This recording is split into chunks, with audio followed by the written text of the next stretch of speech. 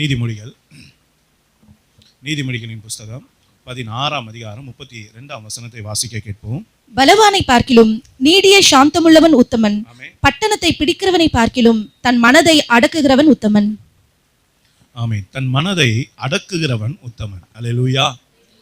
கடந்த வாரத்தில் கூட நம்ம தியானம் பண்ணும்போது கர்த்தர் நமக்கு உணர்த்தின காரியங்கள் என்ன அப்படின்னு பார்க்கும்போது, ஆண்டவர் நம்முடைய கண்களை குறித்து ஆண்டவர் நமக்கு செய்தி கொடுத்திருக்கிறார்.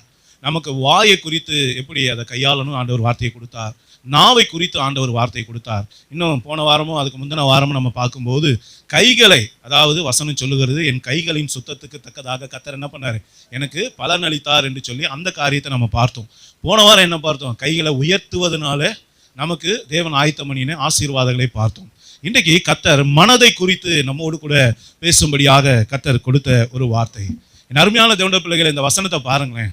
பட்டணத்தை பிடிக்கிறவனை காட்டிலும் தன் மனதை அடக்குகிறவன் உத்தமன். அப்ப நல்லா புரிந்து கொள்ளுங்க, பட்டணத்தை பிடிக்கிறது ஈஸி, அப்ப மனசு அடக்கிறதா கஷ்டம். அப்ப நல்லா புரிந்து கொள்ளுங்க. ஆனா ஆவிக்குரிய பிள்ளைகளாகி இருக்கிற நாம, இயேசப்பாவுடைய பிள்ளையா இருக்கிற நாம, வசனம் சொல்லுகிறது, கிறிஸ்துவுக்குள்ளாக இருக்கிற எல்லா தேவனுடைய பிள்ளைகளும் அவர்களுடைய ஆசைகளையும் இச்சைகளையும் என்ன பண்ணியிருக்காங்க, சிலுவையில அறைந்து இருக்கிறாங்க. நாம பாவத்துக்கு மரித்து விட்டோம்.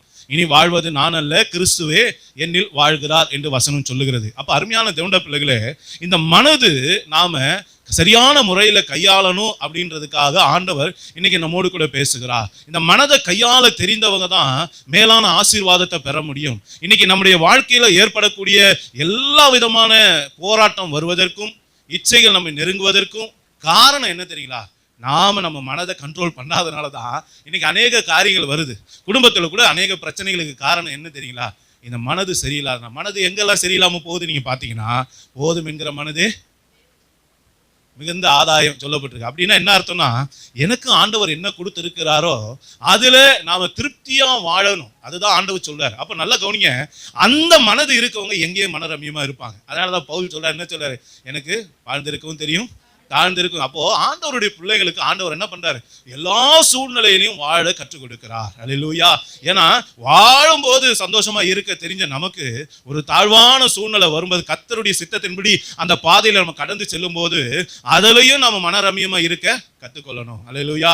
அததான் யோபு சொன்னார், கர்த்தர் கொடுத்தா கர்த்தர் எடுத்தார், கர்த்தருடைய பரிசுத்த நாமத்துக்கு ஸ்தோத்திரம். அப்போ நல்லா கவனிங்க, கொடுக்கும்போது துதிக்கிறோம், அதே போல கர்த்தர் எல்லா ஆசீர்வாதத்தை கொடுக்கும்போது அவர் உயர்த்துறோம், சாட்சியெல்லாம் சொல்றோம். அதே போல பாடுகள் வரும்போது, வேதனைகள் வரும்போது, சூழ்நிலைகள் மாறாக இருக்கும்போது, என் அருமையான தேவனுடைய பிள்ளைகளே, நம்முடைய ஆவிக்குரிய ஜீவன் எப்படிப்பட்டதா இருக்கு.